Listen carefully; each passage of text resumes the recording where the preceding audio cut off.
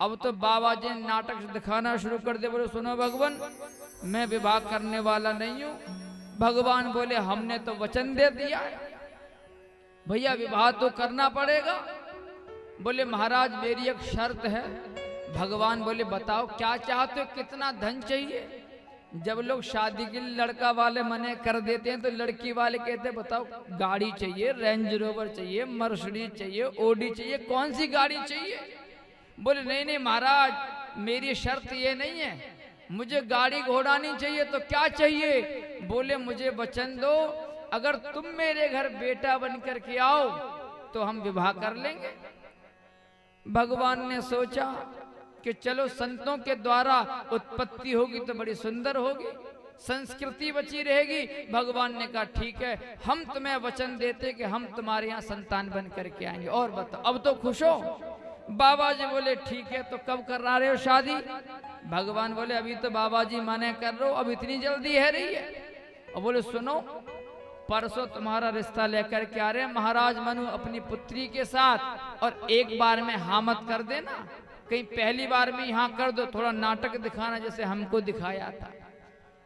अब महाराज मनु अपनी पुत्री देवहूति को और महारानी शत्रुपा को लेकर के करदम ऋषि के आश्रम में आए।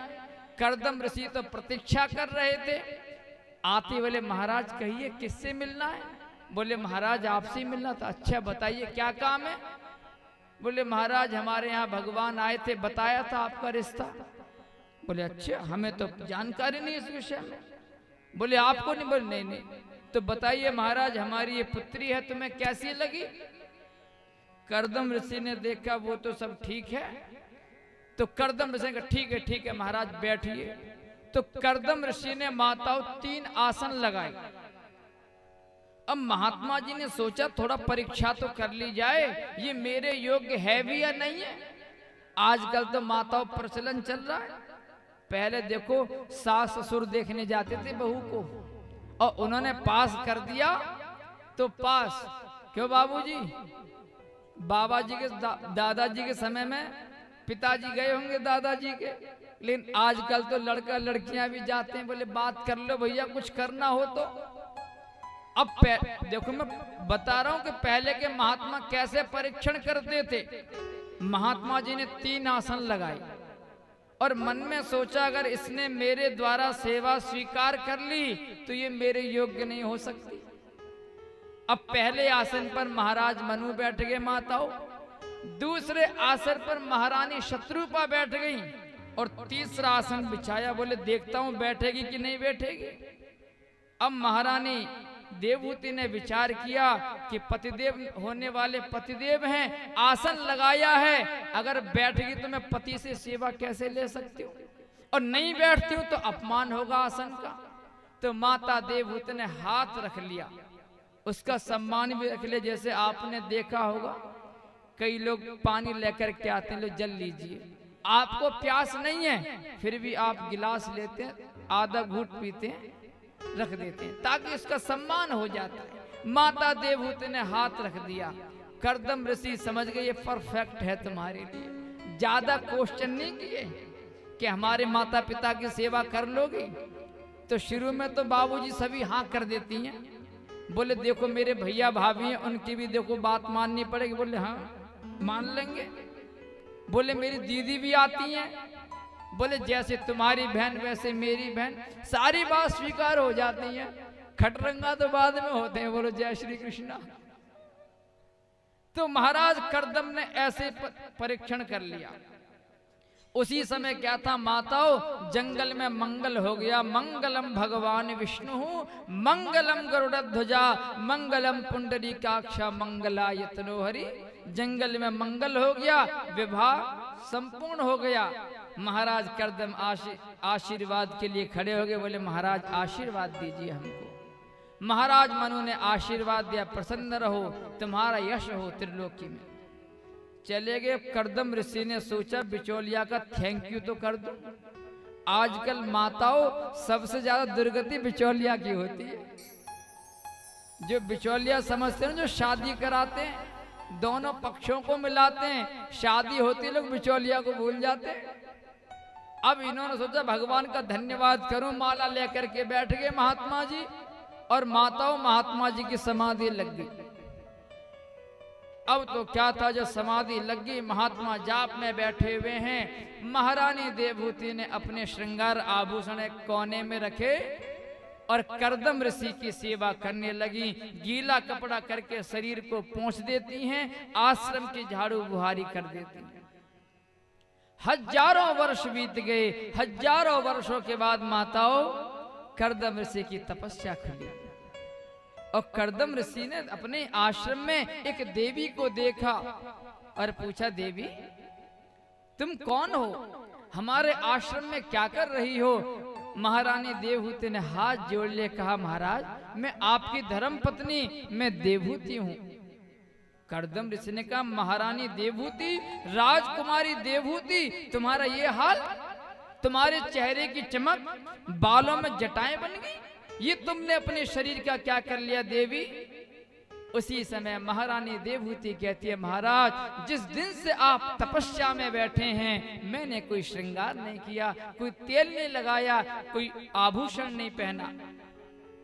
कर्दम ऋषि बड़े प्रसन्न हो गए, देवी हम तुमसे अति प्रसन्न हैं, वरदान मांगो, क्या चाहती हो? महारानी देवहूति ने हाथ जोड़ करके कहा, बोले भगवान गृहस्थ जीवन की सफलता तो संतान से है, महाराज मैं एक संतान चाहती हूँ। उसी समय कर्दम ऋषि ने कहा, तुष्टो हमद्य तव मान विमान दाया, हे देवी हम तुम्हें एक विमान प्रकट करके देते हैं। अपनी तपस्या के प्रभाव से कर्दम मुनि ने एक विमान प्रकट किया जिसका नाम है कामक विमान। माताओं यह विमान कामना के अनुसार भ्रमण करता है।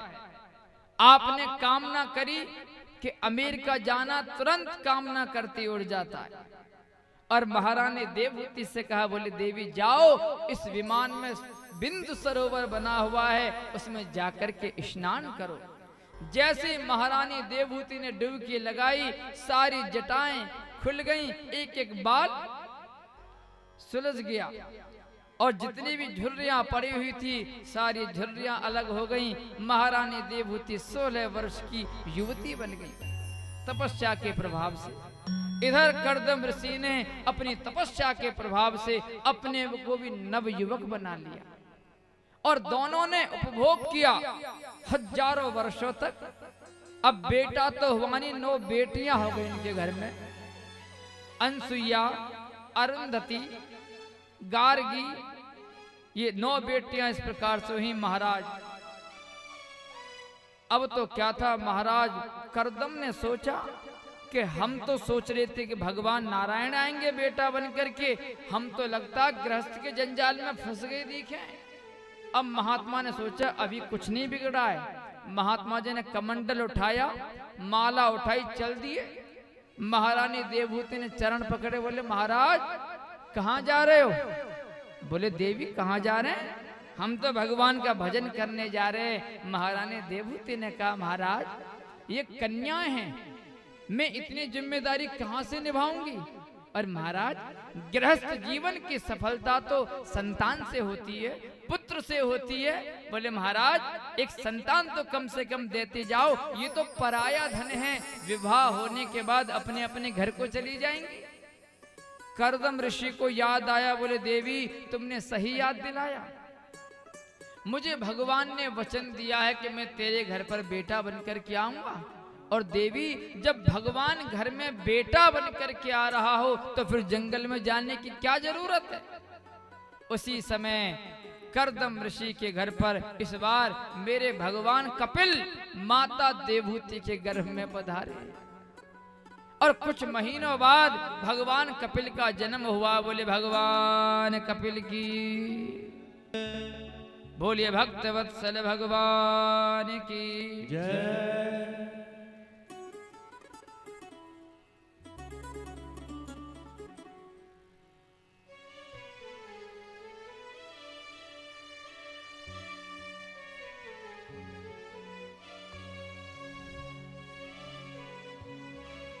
और भगवान कपिल माता देवहूति गर्भ से जैसी जन्म लिया है, ब्रह्मा जी महाराज दर्शन करने के लिए आए हैं। उनके साथ 9 पुत्र भी आए हैं, मरीचि, अत्रि, पुलहा, क्रतु, भृगु, वशिष्ठ, दक्ष और नारद जी घूमते रह गए 10वें नंबर के। 9 ऋषि आए, ब्रह्मा जी ने दर्शन किया है आकर के। अब तो क्या था, कर्दम ऋषि बोले महाराज आप ब्राह्मण हैं,